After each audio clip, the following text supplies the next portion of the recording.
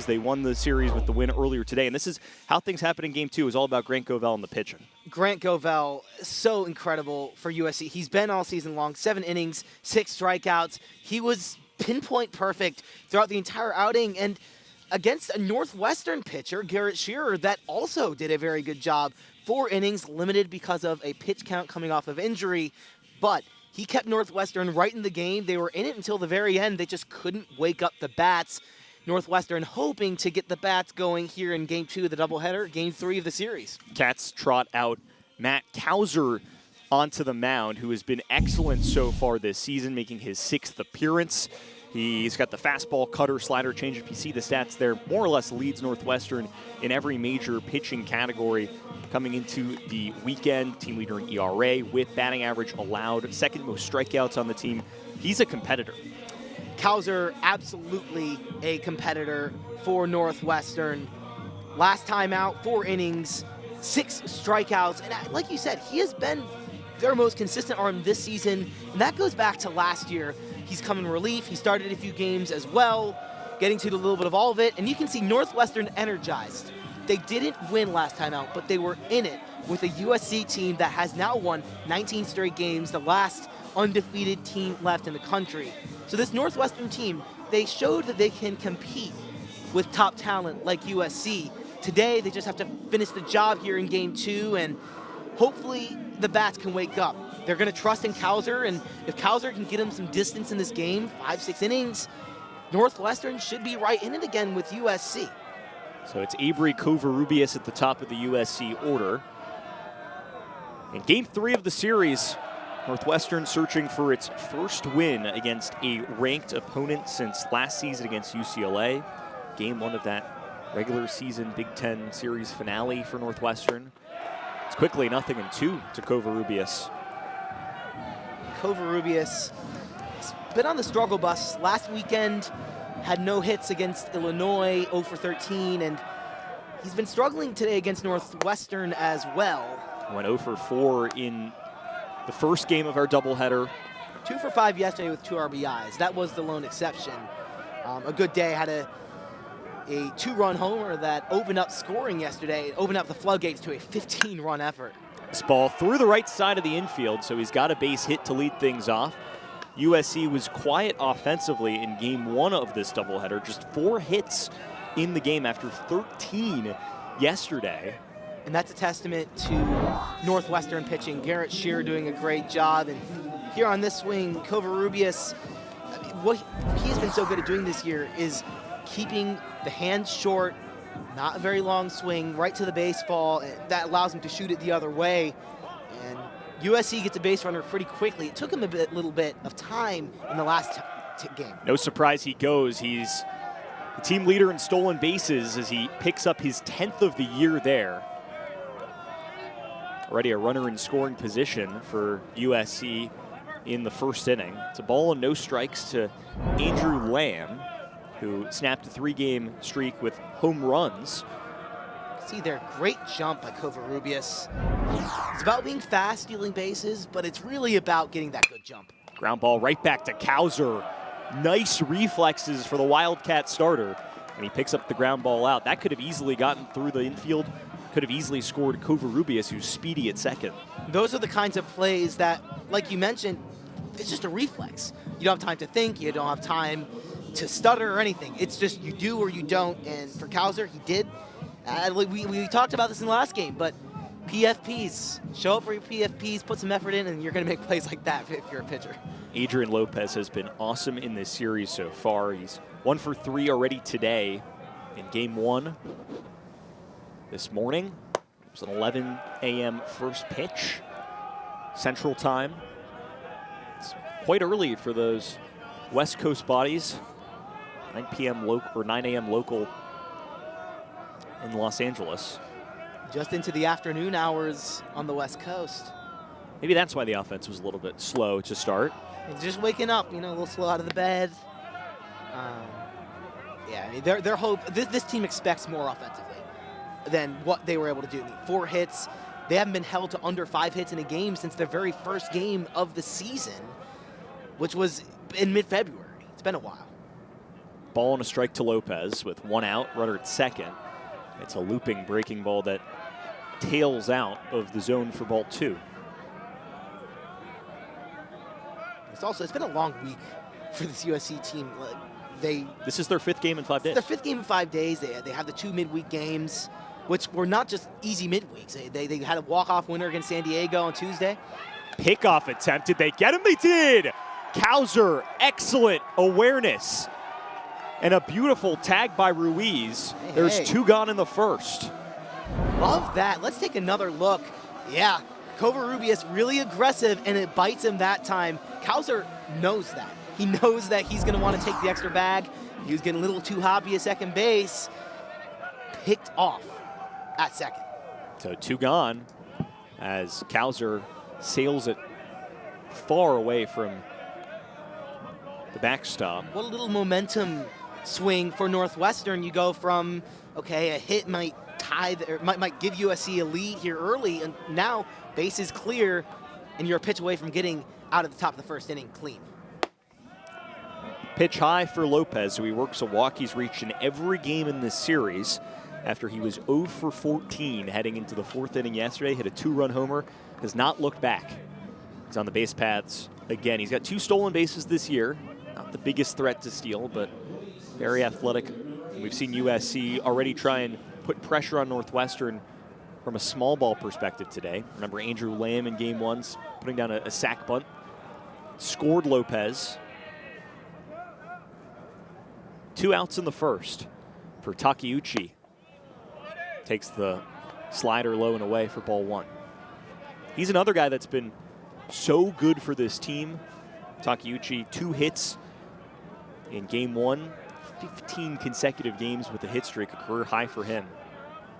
He's reached in every single game this year. He's another one of these USC bats in the lineup that have just gotten hot in the middle of this run. And the one thing, I mean, if teams get hot at the same time, they have to stay hot, because sometimes you get hot at the same time and you get cold at the same time. USC hoping to avoid that fate, because we've seen it. When they're moving, when they're all clicking, I mean, they're clearly one of the better teams in the country. This ball laced out to left field, dropping quickly, but de Groot is there for the catch.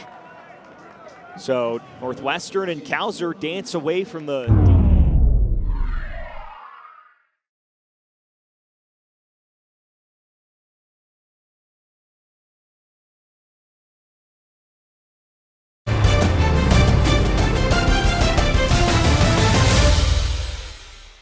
Scoreless top of the first. Andrew Johnson on the mound getting the Game 3 start for USC. He has been outshined by Mason Edwards and Grant Govell, but that does not stop what Andrew Johnson has done. He has been fantastic. Just 4 earned runs this season, allowed a 1.77 ERA. It's glimmering, it's sparkly. He is a fantastic pitcher, and he's really excelled in his sophomore season. Yeah, and where the other 2 guys in this USC rotation are guys that made big jumps from last season. Johnson was also great last year. 5.25 ERA, but 3rd in the Big Ten in strikeout to walk ratio, picking up right where he left off. And, I mean, just like the other 2, making a big leap here in 2026. It's been the story for USC so far amid the 19-0 start to the regular season for the Trojans. Lausch cuts the 1-0 back and foul. It's a ball and a strike. Johnson, you're going to see a lot of fastball, curveball heavy. Shout out to his dad, Matthew. Posts most of his highlights on YouTube. Helped us in our prep getting to watch. Got to see the scouting report a little bit. I'm sure he's watching at home. Hopefully it's sunny as Lausch loops in a base hit. He wants to, speeds towards second, and he slides head first in there with a double. Lausch, an extra base machine. Jack Lausch making it happen. Was that a great swing of the bat? No. Was that a barrel? No. Was it hit hard? Definitely not. But sometimes, just get the bat to the baseball. You can make it happen. And look, at first he's like, oh man, I popped out. But he runs and he runs hard the whole way. That ball's enough airtime under it. It gets down, and Jack Lausch really fast. Obviously, we saw it in the football diamond, rushed for over 200 yards for Northwestern when he was the starting quarterback. And here on the baseball diamond, doing a great job. First pitch to Ryan Kucherak did not offer. That's also Isaac Kadena in left field, who was the catcher in Game 1 today. It's his first game in left field this season for USC after transferring from TCU. Did play 32 games at left last season. As Kucherak deep to left, it moves Kadena back, but he's got space in front of the warning track for the first out. And that's something we're going to see a lot of today. That is fly balls. Johnson, a fly ball pitcher, to say the least. 25 flyouts to just 12 groundouts this season. It's a pretty big discrepancy. Something Northwestern may be able to take advantage of. A lot of home run guys in this lineup, guys with big pop. The more fly balls, the more barrels, the more chance that maybe they can clear the yard. And this is a big spot for Jackson Freeman, who has been struggling in the past few. 0 for 7 in the series after he entered today batting .419. Was a .441 hitter entering the series. Entered the weekend tied for 5th in the Big Ten in hits, 4th in the Big Ten in average. Those numbers have dipped a little bit with the struggles. And he's someone who started his freshman year for Northwestern. Was great. Last year took a slight step back, but was still very good. And then this year, breaking out. And freshman year, Jackson Freeman, we could all see that potential. And yes, it's been, against two really good pitchers, he struggled a little bit. But this season as a whole, proving he can really be one of those top guys in this conference. And Northwestern is very lucky to have him. Just splits it back foul. Ball and 2 strikes to Freeman. Had those 2 strikeouts yesterday. 1 this morning as well. Strikeout rate over 24% on the season. Ball and 2 strikes. And he spoils it back again. We're seeing even foul balls, lots of balls in the air off of Johnson. Getting hitters under it, and it makes sense. He's a north-south pitcher. Fastball, curveball, like you said, Adam. So fastball, you're trying to get people to get under a little bit. Curveball, same thing. Just off the end of the bat. But he's staying alive. He's battling in the batter's box right now. And that's what you like to see. Doing a good job just drawing pitches. And I think the sooner Northwestern gets to the bullpen on any of these USC starters, the better it is for them and their chances to win. So here in this first inning, this will be his 10th pitch. That's a good sign if they can continue to draw that up for Johnson. 1-2, swing and miss. 4th strikeout of the series for Freeman, first of the day for Johnson. And that's the 2nd out of the first inning. 91 outside, probably not in the strike zone, arm side run. Yeah, that ball looks like a good high strike at the very beginning, and that little bit of tail at the end gets Jackson Freeman lunging at it for strike number 3. Northwestern has not had a lead in this series. Were shut out earlier today in the 2-0 loss as Barron watches the first pitch, breaking ball in there for strike 1. They went 0 for 2 with runners in scoring position this morning. Just 2 hits for Northwestern in Game 1 of the doubleheader. Lausch at second base after the leadoff double. Barron skies this one out toward left field. It's trailing toward the line. Long run for Kadena, and it drops. It drops. So Northwestern on the board. Another blooping hit that drops just behind Martinez, the third baseman, in front of Kadena, the left fielder. And the Cats have their first lead of the series. That had trouble written all over it in that really precarious spot between the shortstop, the third baseman, and the left fielder. Let's take a look. Kadena in left, reminder, he just caught a full 9 innings. His legs are tired. Left is not his primary position. He gets a little lost out there. Shortstop and third baseman get turned around. With 2 outs, everyone's hustling. An easy run in Northwestern, currently on top of the number 25 USC Trojans, who have yet to lose this season. Fun to see, and that same spot was where Jack Lausch got on base with the double. Well, good news for USC is they have not lost a game this season when not scoring first. They haven't lost a game this season, period. It's now Noah Ruiz, 0-1 count. And Eliov said something similar to this if you were listening yesterday. Yeah, he was flipping through the... But yeah, like usually you try and look, okay, how do they do when this happens, or they're 6-0 when they do this, and so you can't make any discrepancies because they just keep winning, 19-0. One shy of a program record, a new program record, that is. They've tied the program record already. It's been the program record for 71 years, 19 consecutive wins. Team in 1955. 2-1 from Johnson. Popped out toward right field this time. Another long run, this time for Lamb, but he careens in and makes the catch. Northwestern strikes first. A pair of bloop hits to left field spark a 1-0 lead for the Cats.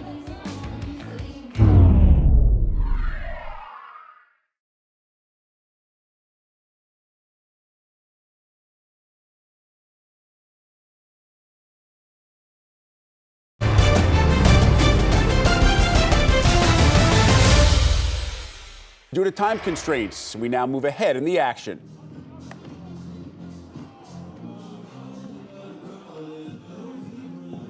Matthew Kauser on there for his 4th inning of work. He's through 3 scoreless. They haven't been the calmest scoreless innings so far. Certainly not. Not 3 up, 3 down. Nothing easy, but he's gotten through it with some help from the defense, some really big plays. McElpatrick a double play at the end of the last inning. As you see, more balls than strikes. Never something you want to see as a pitcher. And you gotta love Greenspan sending him back out for a 4th inning and then trusting him to turn things around and get Northwestern maybe an inning or 2 more into this game. As I mentioned, as much as they can get out of their starters, this Northwestern team is better for it. Grounded left side, McElpatrick on a hop, and he tosses to first in time for the first out. So Kauser generates a ground ball out on 2 pitches. And I think as a pitcher struggling to find the zone, a ground out is better than a strikeout as far as getting back into your rhythm. So you don't have to spend a lot of pitches. You don't really have to battle. It's just you make a good spot, execute. Your defense makes a play, and you're okay, my defense is behind me. I don't have to be around the edges. I can pound the zone.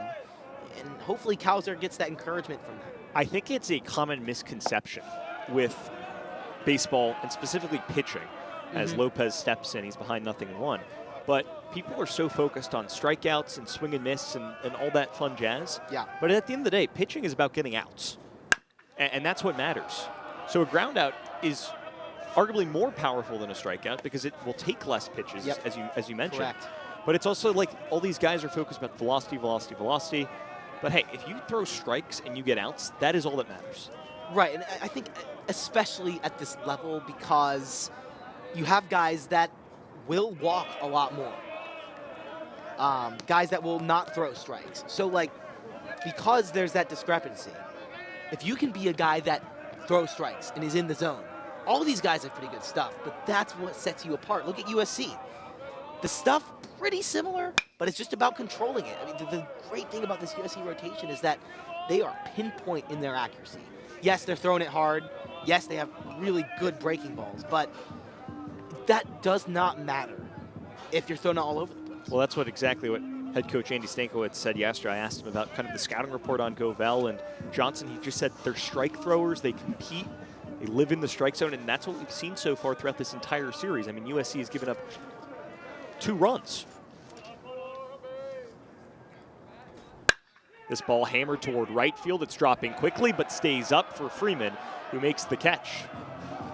And you'll hear this from a lot of coaches, but that line drive right at you in the outfield, one of the toughest plays to make. You don't think so? Because Freeman didn't have to move. What? He just stood there. That is a very tough play to make because when that's hit at you, you don't know if that's going behind you, if it's going to drop in front of you, if it's right at you. So the key is you take your step back, you wait, and then you go. Freeman did a really good job at taking a second to get that read, and then, hey, it's right at me. Because some guys will rush, and they'll go back, or worse, they will charge in, and then, uh-oh, there goes the ball over my head. So good play by Freeman on a tough liner right to him. 2 outs for Cadena, already in an 0-1 hole. And that's strike 2 on the outside corner. Good changeup at 85. Adam, during the break, we were debating, should they be sending Kauser back out? And there's an argument for both sides, but it looks like he's throwing some more strikes now that we're back out here. Swing and miss, strike 3. His second punch out of the day, his first 1-2-3 inning. He's through 4 scoreless as Northwestern still in control, 1-0 over USC. Take one more look there. The changeup working to perfection gets Kadena down swinging.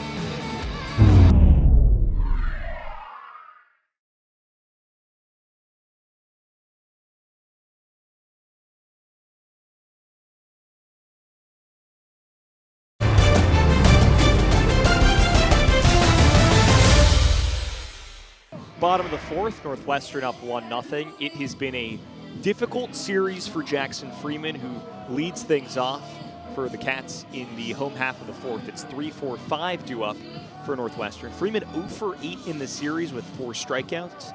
He entered this weekend batting .441, but has not had that same success against the Trojans as he takes a first pitch strike. And, it's been a rough weekend for everyone because Northwestern's facing the best pitching staff in the country.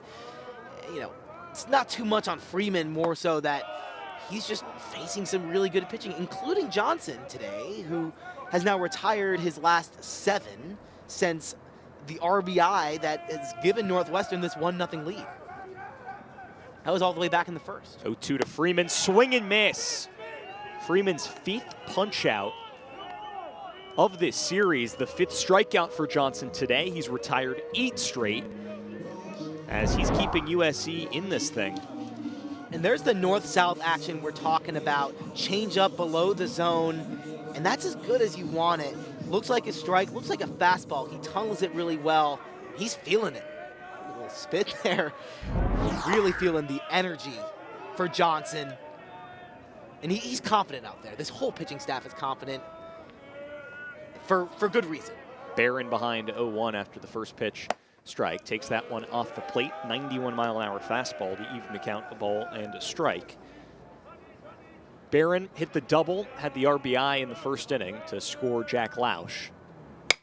And he cranks this one towards center field as Takeuchi works his way into the left center gap. And he snags it for the second out.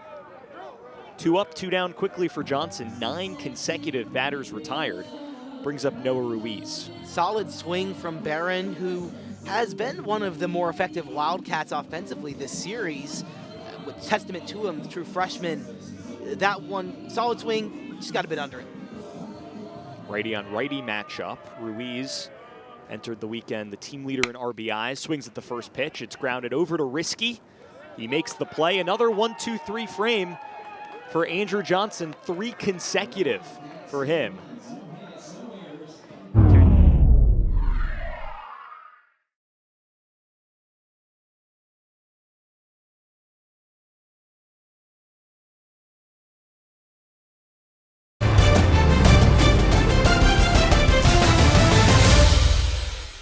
Due to time constraints, we now move ahead in the action.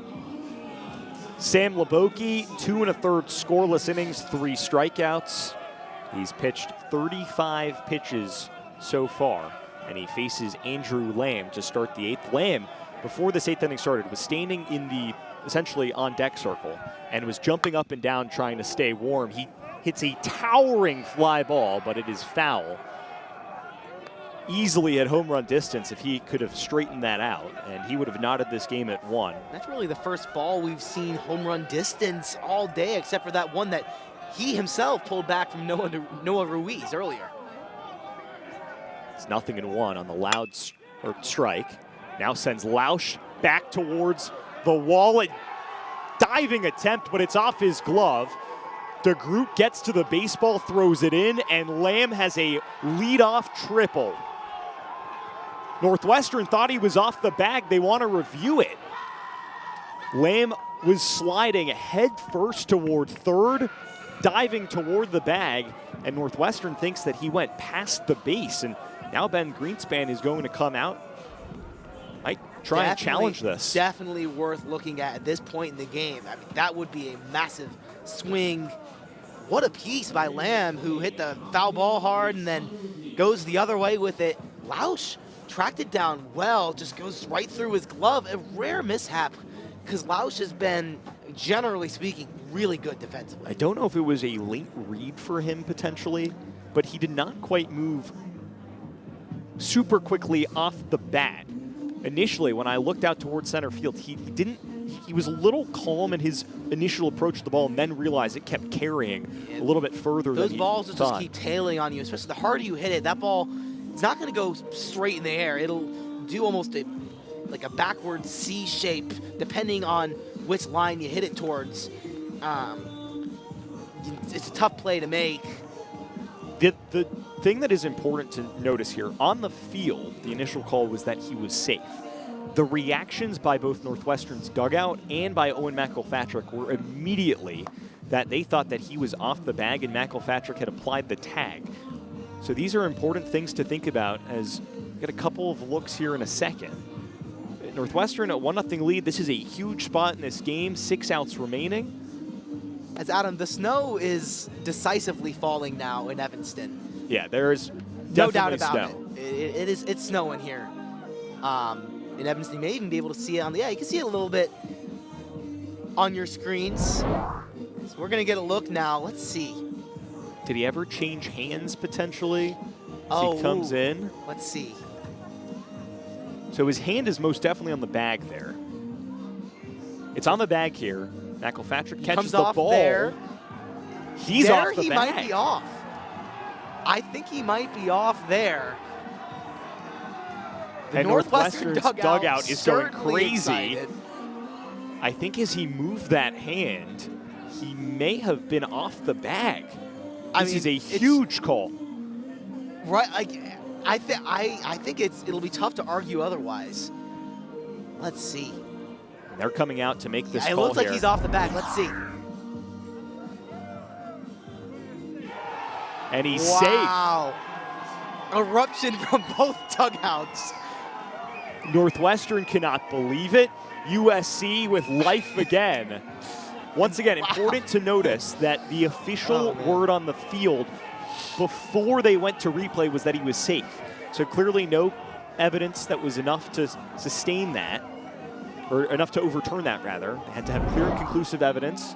One more look, it kind of looks like it's off the bag.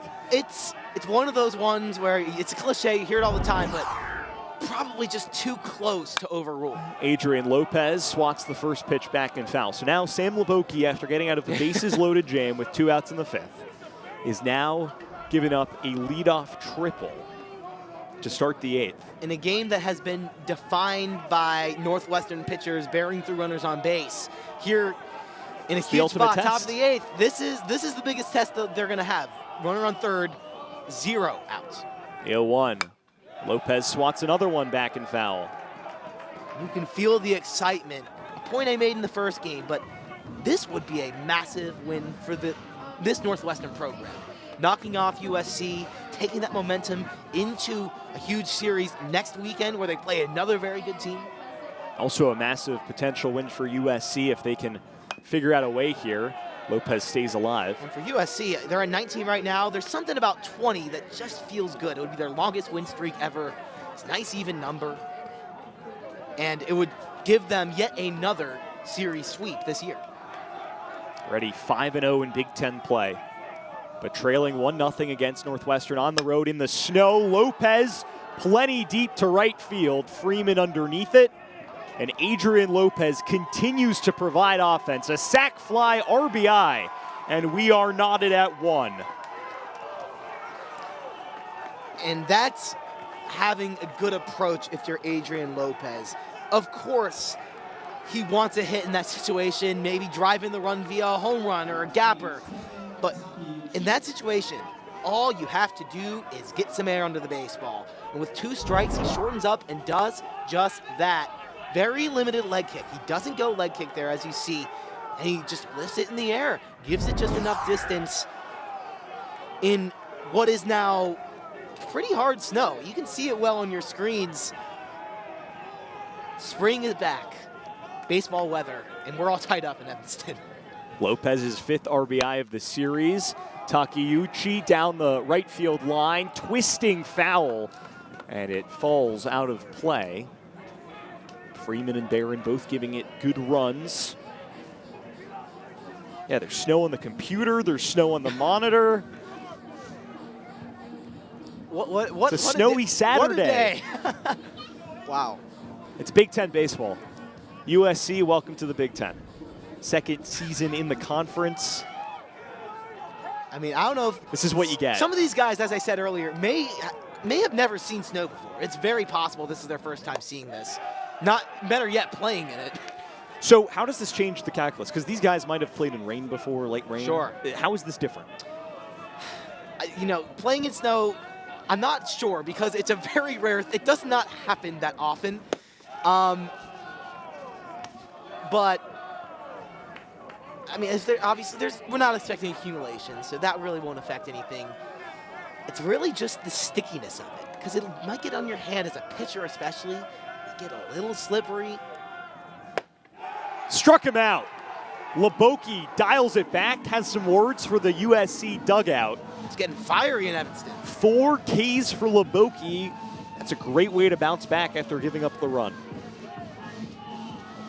And he just keeps throwing strikes. Runners on base, no runners, you know, behind the count, above the, like he just keeps attacking these USC hitters. So now Maximo Martinez, ground ball over to Kucherak on a pair of hops, and a strong toss to first. So Northwestern responds after USC ties it up.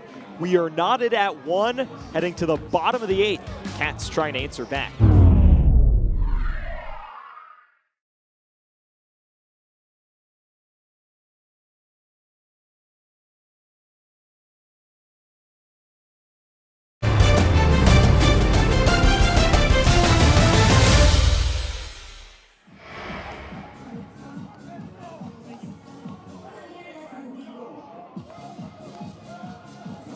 One the score. You see the weather.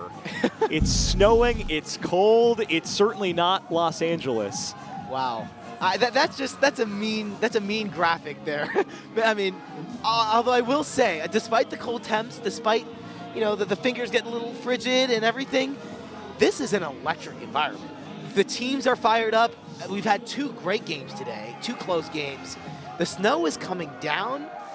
I mean, we love snow football games. Snow baseball might be better. This is very fun to watch.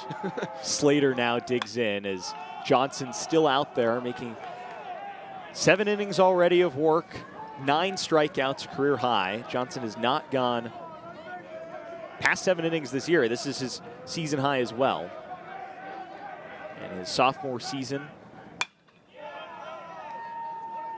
A little behind on it. On that one.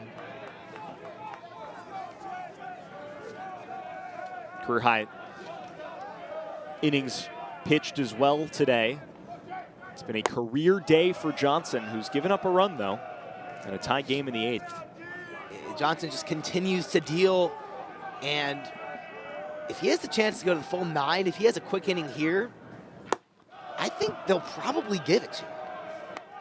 I mean, he's at, what, 93 pitches now? He's gone up to 104 on the year.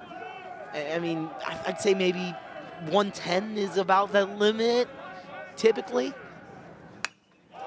He's certainly rolling. I mean, as far as the production, you know, they would keep him out there as long as they can, but of course you don't want to jeopardize his arm, especially in the cold and, of course, the snow.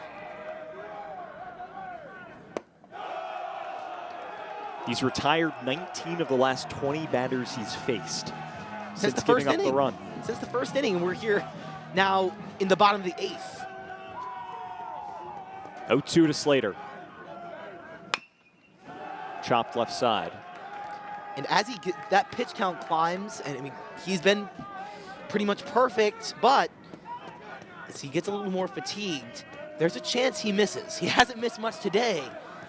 But for Northwestern, you have to be ready. Because if he misses over the plate, you don't know if he's going to do it again. Right. Staying alive. It's a full count for Slater. 3 balls and 2 strikes. He's flown out to left. He struck out today. He's trying to get the leadoff man aboard in the 8th. In a 1-1 game. Stays alive again. Northwestern's dugout is having the most fun it's had at any point this season. I've called a lot of Northwestern baseball games. This is the loudest I've heard their dugout. It's been fun. Yeah, just look at them over there. They're having a fun time in the snow, competing against the top team, trying to go for the win. Again. Great at bat. 8th pitch of the at-bat upcoming. And this part of Johnson's outing, this could bump him.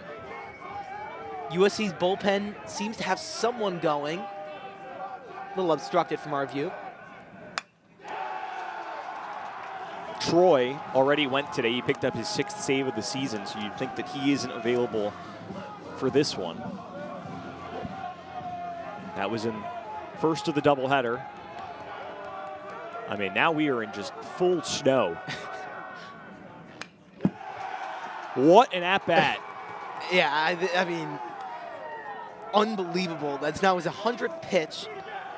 Figures. It's probably, after this at-bat, he's done. And that, Slater, who has struggled offensively today in the doubleheader, making it count right here. Out to center field. It stays up, though. Takeuchi makes the grab. But you know what? I mean, we're late in the game, and Northwestern does need base runners. That wasn't out, but he hit it hard, and that will go down as one of the more important at-bats in this game, depending on what happens. Now Logan de Groot. Johnson stays out for now. He's certainly not used to this weather. South California guy from Santa Margarita Catholic High School, to UCLA last year, and Andy Stankiewicz now coming out to the mound after the 101 pitch effort. But only 4 walks on the season, so generally doing a good job at attacking the strike zone. First pitch strike, 95 on the gun. He'll be up to 97. That's where he tops out. I mean, that's why the Brewers were looking at him and drafted him in the 13th round. This is a guy that will probably be playing professional in just a matter of years. And he certainly has that MLB velocity, has the MLB body, 6'5", 205. Well, we were talking about it a little bit ago before the snow started, was a prerequisite is 95 miles an hour.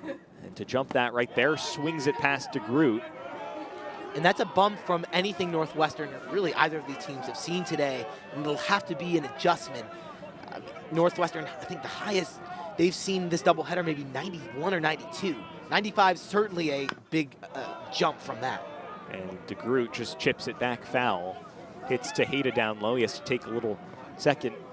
In a situation like this, too, where the snow is coming down as well, it's tough to see the baseball, but that batter's eye in center field is doing a lot of the heavy lifting. Yeah, the batter's eye certainly helps, but even so, I mean, just anything that distorts your vision's so important in this sport, can be an issue hitting and in the field. We'll see. Pitch inside, breaking ball could not loop back into the zone. Because, I mean, worst thing that happens, maybe you're camping under a fly ball or you're hitting and it gets in your eye, which is a very real possibility. 2-2 to de Groot. And he takes. Great take. It's a 95-mile-an-hour fastball on the outside edge. Tough one to take. It's been measured having up to 19 inches of vertical break. Lots of rise on the fastball. Tough to lay off, especially when it's up like that. Full count from Lauritsen. Up and in. De Groot works a walk. He has been a walk machine. 2 walks for him today in this game. It's so good. It's so many good at-bats. Just today, 3 or 4, where he's just powered through, facing some tough pitchers, down in the at-bat, and he's just battled and getting on base at a higher clip than anyone on Northwestern's roster today. Now Owen McElpatrick with a runner on first and 1 gone. 93 that time on the fastball. How would this be as a slump buster for Owen McElpatrick? In the snow. Double into the gap. Just hitting the ball hard, I think, would do wonders for him here. Just finding a barrel. Just off the end of the bat, nibbled it back and fell. It's 0-2 to McElpatrick in the 9-hole. Lineup turns over with Jack Lausch on deck. Scored the only run for Northwestern in this game. The Cats just 2 hits today in game 2 of the doubleheader. Had 2 in game 1.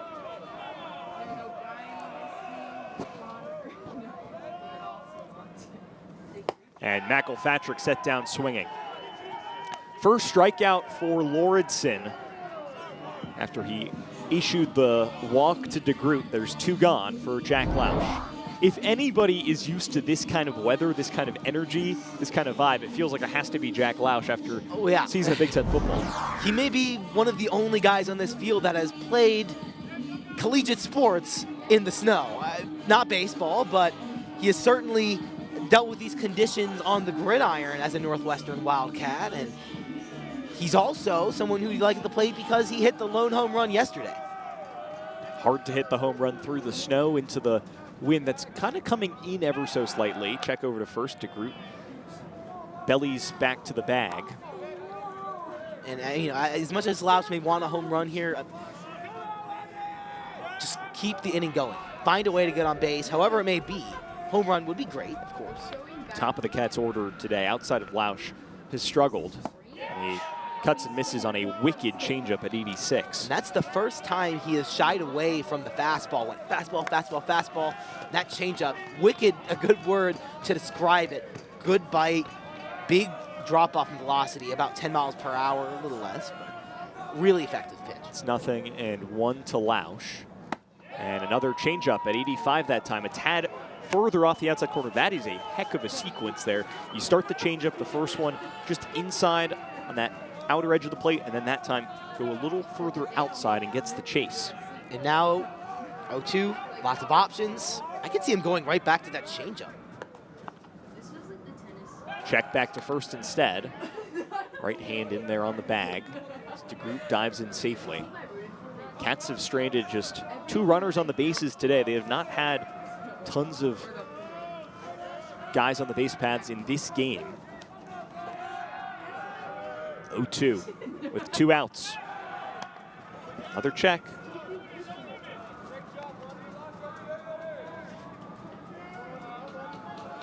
Lausch, a team high 4 home runs. Does he have one here? Choking up on the bat with 2 strikes.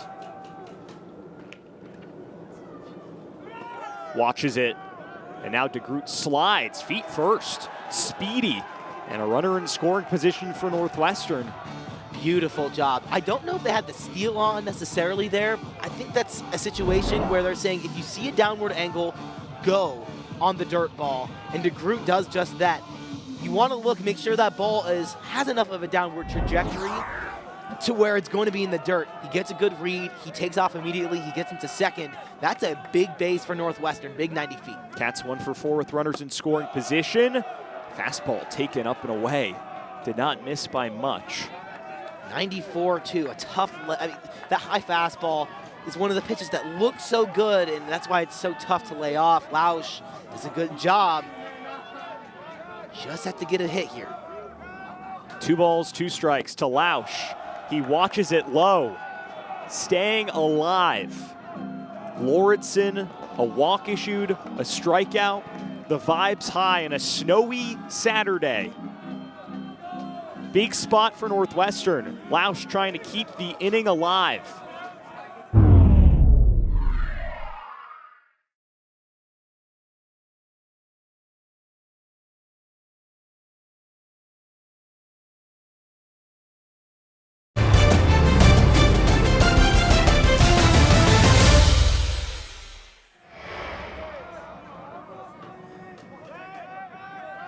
And a check over to second as Lauridsen steps off. And that's just a timing thing as far as trying to get the hitter off his rhythm. Obviously, they weren't, that was not a competitive throw over to second base. Nothing really going over there. Just trying to disrupt the timing of Jack Lausch. Full count, runner at second, in a tie game in the 8th. Lausch thought about it, didn't go. He works a walk. Jack for Lausch entering the at-bat, 3 for 13 with runners in scoring position, and he gets it done. Doesn't drive him in, Doesn't increase to that total of hits with runners in scoring position, but he takes a walk and a fantastic at-bat. Lots of quality pitches. Just his 8th walk of the season, his walk rate under 10%, but he delivers in a huge spot. And that's one that could have gone either way as far as if he went around or not, but he moves it along to Kucherak. Kucherak behind 0-1 after the foul ball. He's 0 for 3 today, struck out looking in the 6th. Jackson Freeman, who's been Northwestern's best hitter this season, is in the on-deck circle. He has struggled in the series. He's 0 for 10 with 5 strikeouts. What a spot here for Kucherak. A base hit to take the lead. De Groot, good speed at second base. He picked up a stolen base already in this inning. And Lauritsen aware of that. Northwestern advocating for a balk. Seems the umpires may be looking it over. They're talking about it here. They feel like they get that time back to settle in. Kucherak now behind a ball and 2 strikes. And you get the sense in this scenario that if Northwestern can get a run in here, that they can win this game. We just need 3 outs in the 9th. They take the lead here.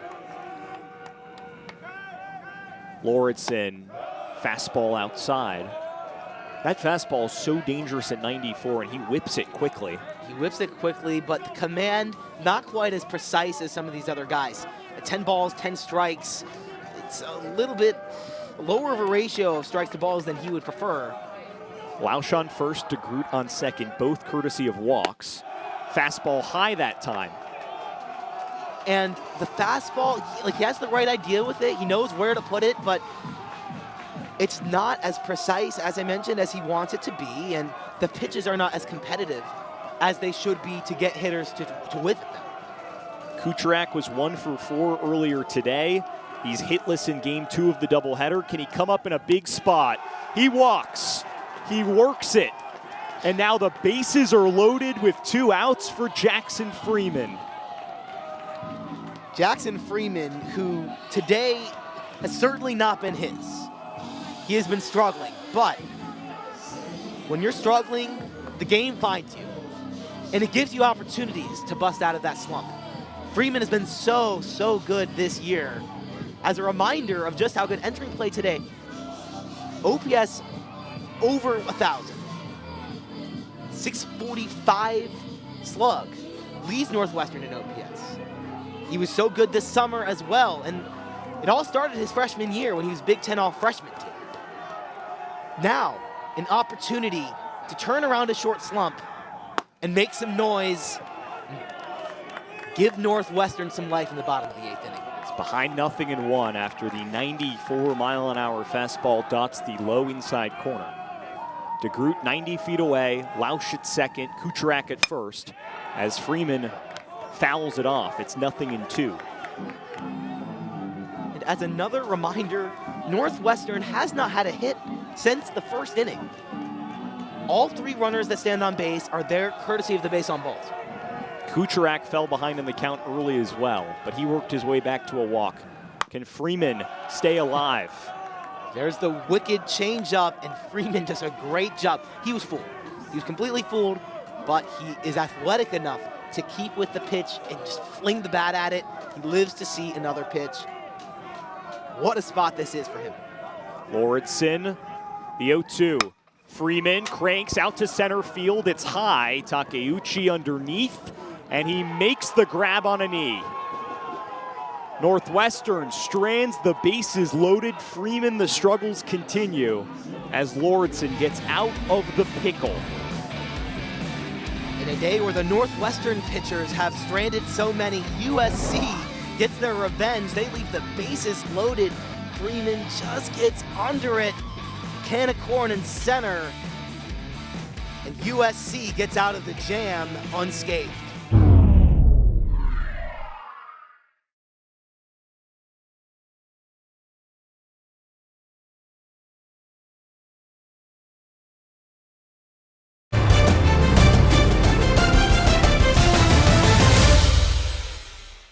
They sure think that they can get back. That's the expectation. especially after the 19-0 start.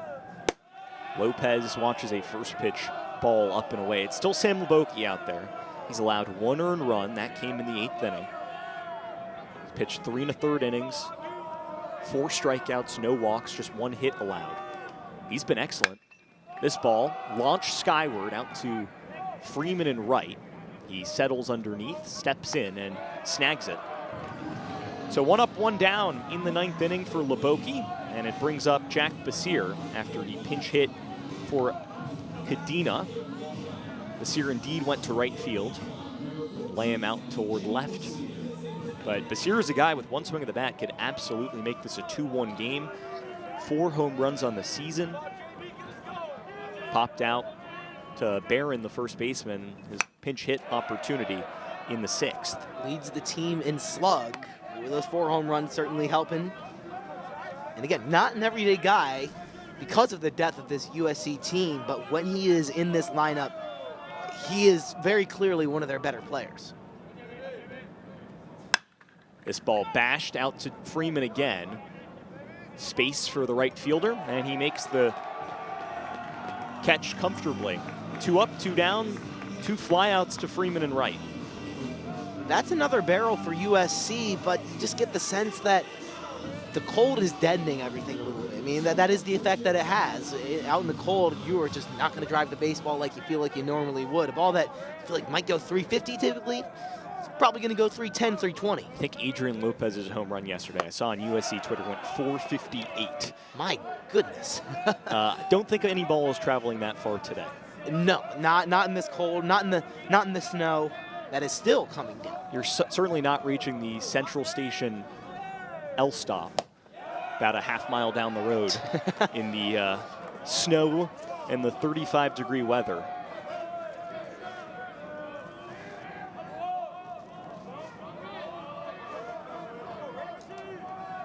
Tejeda now, ball and a strike, upstairs. He's been good in the series, had the home run yesterday. 2 walks today, struck out looking last time he was up, did not play in the doubleheader. Game 1 of that, it's game 2. Big cut and miss. Evens the count, 2 balls and 2 strikes. Leboki a pitch away from a 1-2-3 9th inning. How good has he been, Adam? Just coming in clutch in a base loaded situation, stranding runners, keeping it going here in the 8th. 2-2. It's through the right side of the infield for a base hit. It's slunk through. Ruiz, no play on it. And Tejeda has reached 3 times in this game. Pulls up Maddox risky in the 9-hole with 2 outs and 1 on. This is a good piece of hitting, though. Very good piece of hitting. He's able to just ground it through the left side, right side, excuse me. And that's just good 2-strike hitting. Not trying to do too much, putting the ball in play, shortening up. Risky offensively has been silent in this series. Would not be surprised if he squares to bunt in this situation. He's got done the it speed. twice this series. He has the speed, 2 outs, but he could drag it for sure. Fastball inside. Seen Leboki kind of lose some of that velocity. He sits with the fastball normally 87, 88. Doesn't really touch the low 90s. But he doesn't need to. He's a guy who relies on his ability to control the zone in that toolbox we've been referring to. Of so many pitches and options. And just his ability to come out of the bullpen like today and give them length. Like the almost cutter 60 pitches. Love a good cutter. 2-1, 2 outs. Out to center field. Lausch moving to his left, and he's underneath it for out number 3. Northwestern a chance to walk it off and end the Trojans' unbeaten start to the season.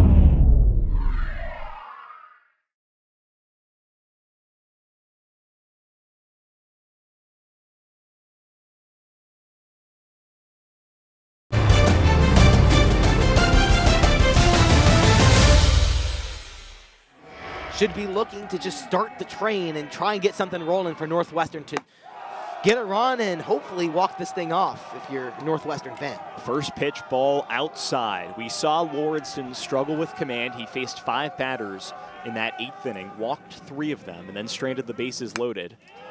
Barron slots the 1-0 back and foul. It's a ball and a strike.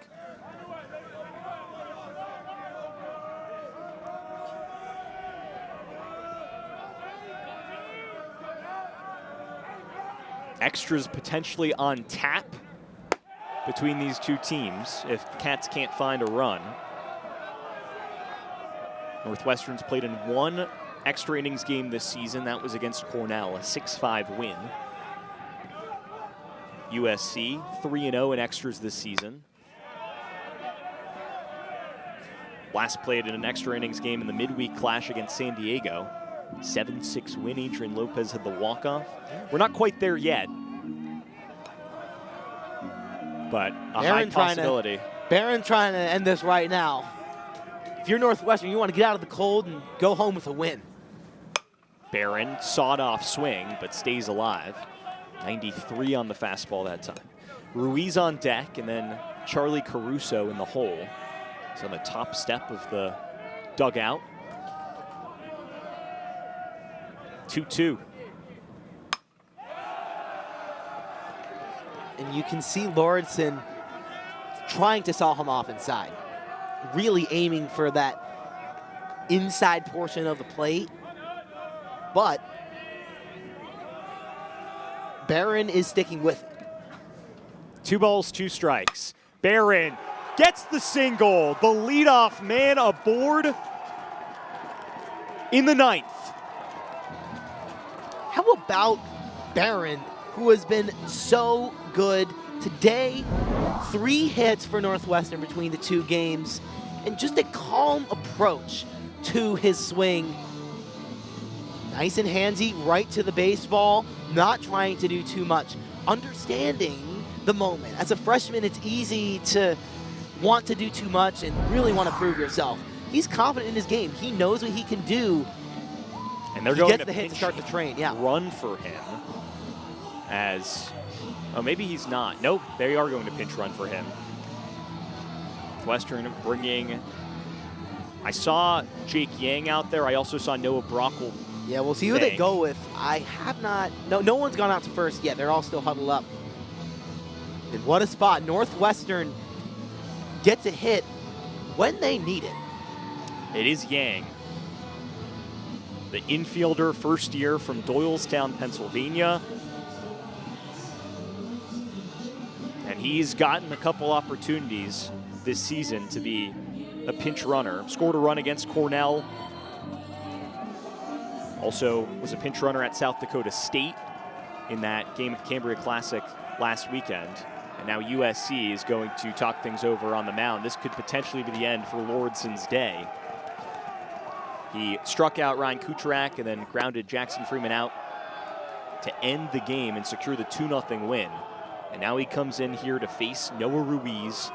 See Adrian Lopez over there at first base. The mask all the way up. Yang is the pinch runner at first. Ruiz shows bunt again. Northwestern fine with the small ball. That fastball way upstairs. But Ruiz protecting himself with the bat. It's a strike, though. It certainly is. And 1-1. That one, I think it was almost going to come and hit him straight in the face. Taking another look. Wow. He's squaring up for a bunt sometimes, you know. It's almost scarier than stepping in to hit it. You just got to wait. And we've seen it. I remember infamously Max Scherzer got popped in the eye with a bunt attempt, and just in batting practice, it can be a bit dangerous sometimes. Adam Troy, though, is the guy that USC has gone to time and time again in these high leverage situations. He's in a huge spot here in the bottom of the 9th. Ruiz bunts foul. Now in a 1-2 count, the bunt not an option anymore. Troy was as good as he could have been in the high leverage situation he already came into today in game 1. Came in with 1 out, got 2 very quick outs, including a K. Trying to do the same thing right here, no out, so he'll need to get 3 and just keep this game going. Ruiz showing bunt one more time. He pulls back, It's up and away, and the count evens at 2 balls and 2 strikes. USC 19-0, the best start in program history. They've tied a program record 19-game winning streak. Northwestern, a squad that has dropped 7 of its last 9, just 1-7-1 after their 5-2 start. Ruiz drops down a beauty. It gets Yang to second. Ruiz is out at first, but that is exactly what Northwestern wanted. No, Ruiz, such a valuable player in this lineup, not only because he can hit like he did at the beginning of the year, where up until about late February he was up around 400, struggled offensively as of late. He provides value because of his profile as a small ball kind of player, can lay it down to bunt, can move a guy over. He's speedy, and that's a really valuable play. Now setting up the rest of the order to drive in a run. We're 1 out. Runner in scoring position, a keen opportunity. Northwestern trying to walk things off. Caruso now, first pitch swing and miss. Breaking ball. Cats today a combined 1 for 7 with runners in scoring position over the 2 games. 1 for 5 in this one. Yang at second base, Caruso in an 0-1 hole, and he watches pitch outside for ball 1. And it was just in the previous inning back in the 8th that Northwestern left the bases loaded. They've had their opportunities in this game. Have left 8 guys for USC on the base pads, 5 left on the base pads for Northwestern. Takes another fastball, low and away. 95 yet again. That's more or less the max that we've seen from Troy. We saw Lordson get up to 96, Troy at 95. This is some big league speed on the bump for USC. 2 balls and a strike. It's outside again. It's been the same miss 3 consecutive pitches for the high leverage man out of the bullpen.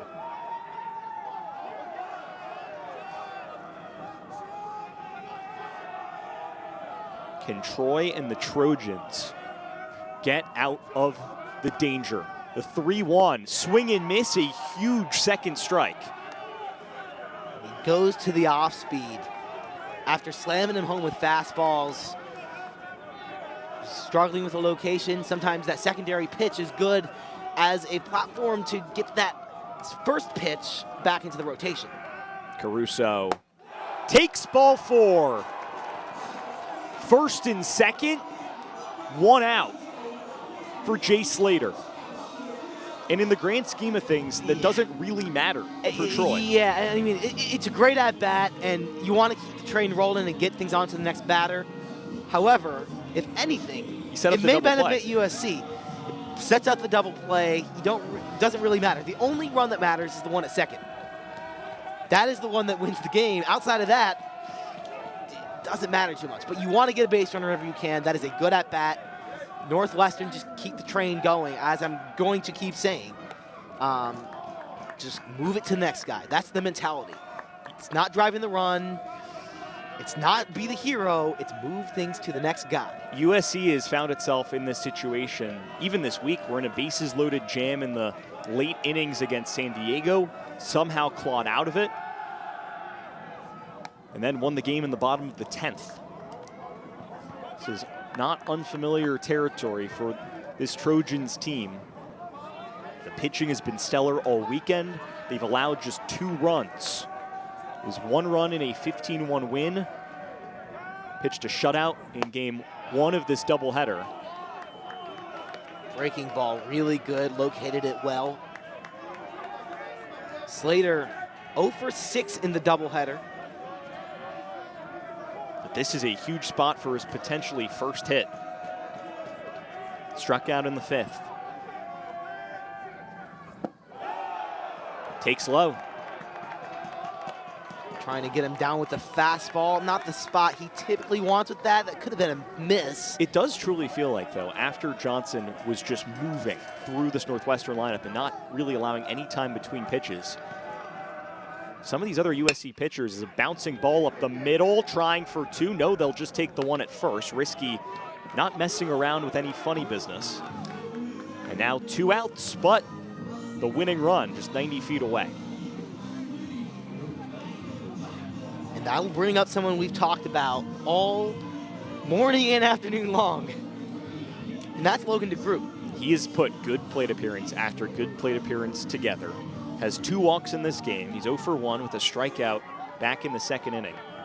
And earlier today, 0 for 2, but he walked. He's had 3 walks, and they have all been battles of at-bats, fouling off pitches, off of really good pitchers. And here we go again, another really good pitcher.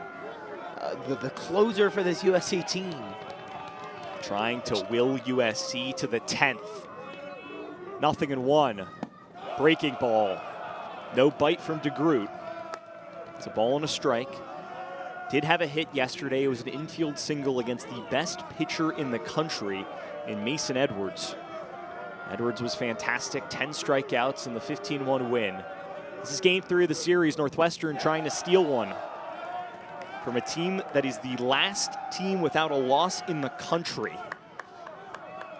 Talk about that. Northwestern, if they can pull this off and knock them off, that will catapult them into the rest of Big Ten play. 2 balls and a strike. Yang at third base. And that's strike 2. Oohs and ahs from Northwestern's dugout, but a beautiful breaking ball.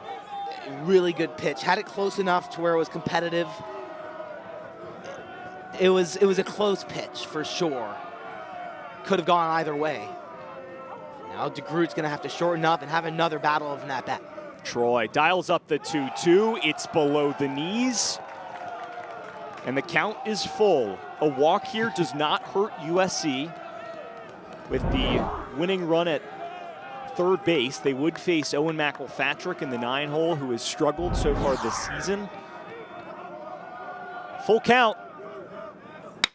Left side through the infield. Northwestern, a top 25 takedown. They walk it off and beat USC, the Trojans, their first loss of the season.